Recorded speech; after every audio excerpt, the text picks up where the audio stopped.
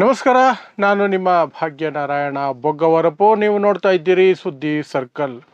2.5 ವರ್ಷಗಳಿಂದ ಮಣಿಪುರ ಹೊತ್ತಿ ಉರಿತಾ ಇದ್ರು ಸಹ ಆ ಕಡೆಗೆ ಹೋಗೋದಿರಲಿ, ಮಣಿಪುರ ಅನ್ನುವಂತಹ ಹೆಸರು ಹೇಳೋದಕ್ಕೂ ಸಹ ನರೇಂದ್ರ ಮೋದಿ ಅವರು ಮನಸ್ಸು ಮಾಡಲಿಲ್ಲ ಅನ್ನೋದಕ್ಕಿಂತ ಧೈರ್ಯ ಮಾಡಲಿಲ್ಲ.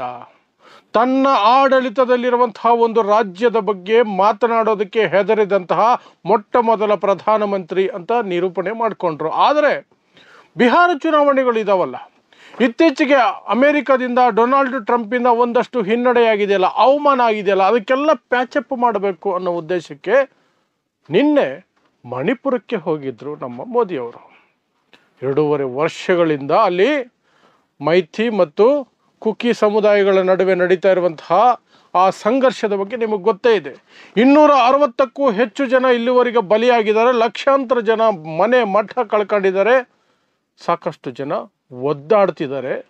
ಅದಕ್ಕಿಂತ ಅಸಹ್ಯ ಅಮಾನವೀಯ ಅಂದರೆ ಮಹಿಳೆಯರನ್ನು ಬೆತ್ತಲೆ ಮೆರವಣಿಗೆ ಮಾಡಿದಂತಹ ಪ್ರಕರಣಗಳು ನಡೀತು, ವಿಡಿಯೋಗಳು ಹೊರಗಡೆ ಬಂತು. ಆಗಲೂ ಸಹ ನರೇಂದ್ರ ಮೋದಿಗೆ ಅಲ್ಲಿಗೆ ಹೋಗಬೇಕು, ಪರಿಸ್ಥಿತಿಯನ್ನು ನೋಡಬೇಕು, ಏನಾದರೂ ಕ್ರಮ ಕೈಗೊಳ್ಳಬೇಕು ಅಂತ ಅನ್ನಿಸಲೇ ಇಲ್ಲ. ಬಟ್ ಈಗ ಬಿಹಾರದ ಚುನಾವಣೆಗಳು ಅಲ್ಲಿಗೆ ಓಡಿಸ್ಬಿಡ್ತು, ಹೋದರು. ಪ್ರಕೃತಿಗೆ ನರೇಂದ್ರ ಮೋದಿ ಬರೋದು ಇಷ್ಟ ಇರಲಿಲ್ಲ. ಅಲ್ಲಿಗೆ ಧೋ ಅಂತ ಮಳೆ ಶುರುವಾಯಿತು, ಹೆಲಿಕಾಪ್ಟರ್ ಎತ್ತಕ್ಕಾಗಲಿಲ್ಲ. ಕೊನೆಗೆ ರೋಡಲ್ಲೇ 2-3 ಗಂಟೆ ತಡವಾಗಿ ರೋಡ್ ಮೂಲಕನೇ ಹೋಗಬೇಕಾಯಿತು. ಆದರೆ ಗೋಧಿ ಮಾಧ್ಯಮಗಳು ಏನು ಹೇಳಿದಾವೆ ಅಂದರೆ ಭರ್ಜರಿ ಸ್ವಾಗತ. ಸುಳ್ಳು. ಮೋದಿಯವರು ಅಲ್ಲಿ ಹೋಗಿ ಭರ್ಜರಿ ಕಾರ್ಯಕ್ರಮ ಮಾಡಿದ್ರು, ಸುಳ್ಳು. ಮೋದಿಯವರು ಹಾಗೆ ಹೀಗೆ ಅಂತೆಲ್ಲ ಹೇಳಿ ಒಂದಷ್ಟು ಅಭಿವೃದ್ಧಿ ಕಾರ್ಯಗಳಿಗೆ ಚಾಲನೆ ಕೊಟ್ಟರು. ಮಣಿಪುರದಲ್ಲಿ ಶಾಂತಿ ನೆಲೆಸಿದ್ರೇನೆ ಭಾರತಕ್ಕೆ ಸಂತೋಷ ಆಗೋದು, ಸಮಾಧಾನ ಆಗೋದು, ನನ್ನ ಮನಸ್ಸಿಗೆ ಸಮಾಧಾನ ಆಗೋದು ಅಂತೆಲ್ಲ ಡೈಲಾಗ್ ಹೊಡೆದ್ರಂತೆ, ಬಿಲ್ಡಪ್ ಕೊಟ್ಟು ಗೋಧಿ ಮಾಧ್ಯಮಗಳು ಸುದ್ದಿ ಮಾಡಿದ್ವು. ಎಲ್ಲವೂ ನಾನ್ಸೆನ್ಸ್. ಹಾಗಾದರೆ ವಾಸ್ತವವಾಗಿ ನಡೆದಿದ್ದೇನು? ಜೋರು ಮಳೆ, ಹೆಲಿಕಾಪ್ಟರ್ಗಳನ್ನೇ ಎತ್ತಕ್ಕಾಗಲಿಲ್ಲ, ರೋಡ್ ಮೂಲಕನೇ ಹೋಗಬೇಕಾಯ್ತು. ಅವರು ಹೋಗೋಷ್ಟೊತ್ತಿಗೆ 43 ಜನ BJP ನಾಯಕರು ರಾಜೀನಾಮೆ ಕೊಟ್ಟಾಗಿತ್ತು. ಹಿಂದಿನ ರಾತ್ರಿನೇ ರಾಜೀನಾಮೆ ಕೊಟ್ಟು ಸುಮ್ಮನೆ ಇರಲಿಲ್ಲ ಅವರು. ಮೋದಿಯ ಮಣಿಪುರ ಭೇಟಿಯನ್ನು ವಿರೋಧಿಸಿ ಅಲ್ಲಿ ಹಾಕಿದ್ದಂತಹ ಬ್ಯಾನರ್ಗಳು, ಪೋಸ್ಟರ್ಗಳು, ಅವುಗಳನ್ನೆಲ್ಲ ಹರಿದು ಬಿಸಾಕಿದ್ರು.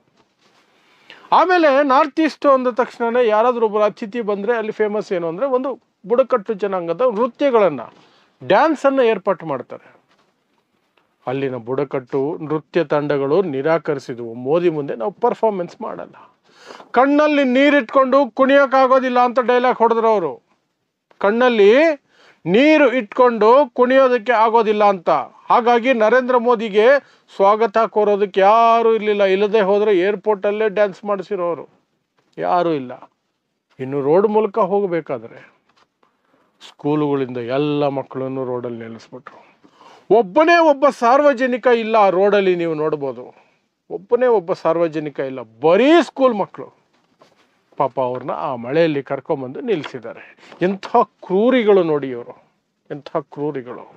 ಮಕ್ಕಳನ್ನು ತಂದು ನಿಲ್ಲಿಸಿದ್ದಾರೆ. ಇದು ವಾಸ್ತವ. ಕಣ್ಣಲ್ಲಿ ನೀರಿಟ್ಕೊಂಡು ನಾವು ಕುಣಿಯೋಕ್ಕಾಗಲ್ಲ ಅಂದಿದ್ದು ವಾಸ್ತವ. ಇದನ್ನು ಯಾವ ಮಾಧ್ಯಮಗಳು ರಿಪೋರ್ಟ್ ಮಾಡಲಿಲ್ಲ. ಮತ್ತೆ ಕಾರ್ಯಕ್ರಮ, ಸಭೆ ನಡೆಸಿದ್ರಲ್ಲ, ಅಲ್ಲಿ ಯಾರಿಗೂ ಸಹ ಏನನ್ನೂ ಎತ್ಕೊಂಬರುವಂಥದಕ್ಕೆ ಅವಕಾಶ ಇಲ್ಲ. ಖರ್ಚೀಫು ತರಂಗಿಲ್ಲ, ನೀರು ಬಾಟ್ಲು ತರಂಗಿಲ್ಲ, ಕೊಡೆ ತರಂಗಿಲ್ಲ, ಏನು ತರಬಾರ್ದು. ಸುಮ್ಮನೆ ಹಂಗೆ ಬರಬೇಕು ನೀವು. ಆಲ್ಮೋಸ್ಟ್ ಇವರೇ ಆಯ್ಕೆ ಮಾಡಿದ ವ್ಯಕ್ತಿಗಳು ಮಾತ್ರ ಅಲ್ಲಿ ಸಭೆಯಲ್ಲಿ ಅವಕಾಶ. ಅಲ್ಲಿ ಯಥಾ ಪ್ರಕಾರ ನರೇಂದ್ರ ಮೋದಿ ಅವರ ಏರಿಳಿತದ ಧ್ವನಿಯಲ್ಲಿ ಭಾಷಣ, ನಾಟಕೀಯ ಭಾಷಣ. ಮಣಿಪುರದಲ್ಲಿ ಹೀಗಾಗಿರೋದಕ್ಕೆ ನನಗೆ ನೋವಿದೆ. ಮಣಿಪುರದಲ್ಲಿ ಶಾಂತಿ ನೆಲೆಸುವವರೆಗೆ ನಾವು ವಿಶ್ರಮಿಸೋದಿಲ್ಲ. ಮಣಿಪುರದಲ್ಲಿ ಅಭಿವೃದ್ಧಿ ಆಗತ್ತೆ, ಇದು ಮಾಮೂಲಿ ಸ್ಪೀಚ್. ಅದರಲ್ಲಿ ವಾಸ್ತವ ಎಷ್ಟು? ನಿಜವಾಗ್ಲೂ ಮಣಿಪುರದ ಶಾಂತಿಯ ಬಗ್ಗೆ ಒಂದು ಚೂರಾದರೂ ಮೋದಿ ಅವರಿಗೆ ಒಳಗಡೆ ಎಲ್ಲಾದರೂ ಮೂಲೆಯಲ್ಲಿ, ಎಲ್ಲೋ ಒಂದು ದೂರದ ಮೂಲೆಯಲ್ಲಿ ಒಂದು ಚೂರಾದರೂ ಸೆಂಟಿಮೆಂಟ್ ಇದ್ದಿದ್ರೆ, ಭಾವನೆ ಇದ್ದಿದ್ರೆ 2.5 ವರ್ಷ ಬೇಕಿತ್ತ ಅಲ್ಲಿಗೆ ಹೋಗೋದಕ್ಕೆ. ಗಲಭೆಗಳು ಶುರುವಾಗಿ 2.5 ವರ್ಷ ಬೇಕಿತ್ತ? ಹಸಿ ಸುಳ್ಳು. ಎಲ್ಲ ಹಸಿ ಸುಳ್ಳು, ಎಲ್ಲ ಗಿಮಿಕ್ಕು. ಫೋಟೋಗ್ರಫಿಗೆ, ಫೋಟೋಶೂಟ್ಗೆ ಗಿಮಿಕ್ಕು ಅಷ್ಟೇ. ವಾಸ್ತವ ಏನು ಅಂದರೆ ಅಲ್ಲಿನ ಜನರಿಗೆ ಮೋದಿ ಬರೋದು ಇಷ್ಟ ಇರಲಿಲ್ಲ, ಅದಕ್ಕೆ ನೃತ್ಯ ಮಾಡೋದಕ್ಕೂ ಒಪ್ಪಲಿಲ್ಲ. 43 ಜನ BJPಯವರೇ ರಾಜೀನಾಮೆ ಕೊಟ್ಟು ಹೊರಗಡೆ ಹೋದರು. ರೋಡ್ ಉದ್ದಕ್ಕೂ ಒಬ್ಬರು ಸಾರ್ವಜನಿಕರು ಕಾಣಿಸ್ಲಿಲ್ಲ, ಬಲವಂತಕ್ಕೆ ಬಂದಂತಹ ಸ್ಕೂಲ್ ಮಕ್ಕಳು ಮಾತ್ರ ಕಾಣಿಸಿದ್ರು. ಆದರೆ ಗೋಧಿ ಮಾಧ್ಯಮಗಳು ಮಾತ್ರ ಬಾ ಮೋದಿ ಚಿಂದಿ ಉಡಾಯಿಸ್ಬಿಟ್ರು ಮಣಿಪುರದಲ್ಲಿ ಅಂತ ಕತೆ ಕಟ್ಟಿ ಎಲ್ಲರೂ ಯಾಮರಿಸ್ತಾವ್ರೆ. ಯಾಕೆಂದರೆ ಗೋಧಿ ಮಾಧ್ಯಮಗಳಿಗೆ ಅದಕ್ಕಾಗಿ ದುಡ್ಡು ಸಿಗುತ್ತೆ, ಆಶೀರ್ವಾದ ಸಿಗತ್ತೆ, ಎಲ್ಲ ಸಿಗತ್ತೆ ಅಷ್ಟೇ, ಇನ್ನೇನಿಲ್ಲ. ಇದು ವಾಸ್ತವ. ಮಣಿಪುರದ ಮೋದಿಯ ಭೇಟಿಯ ವಾಸ್ತವ ಏನು ಅಂದರೆ ಇದು ಅಷ್ಟೇ. ಸೊ ಇಂಥದ್ದೇ ವಿಶೇಷ ವಿಶ್ಲೇಷಣೆಗಳಿಗಾಗಿ ನೋಡ್ತಾ ಇರಿ ಸುದ್ದಿ ಸರ್ಕಲ್. ನಾನು ನಿಮ್ಮ ಭಾಗ್ಯನಾರಾಯಣ ಬೊಗ್ಗವರಪು.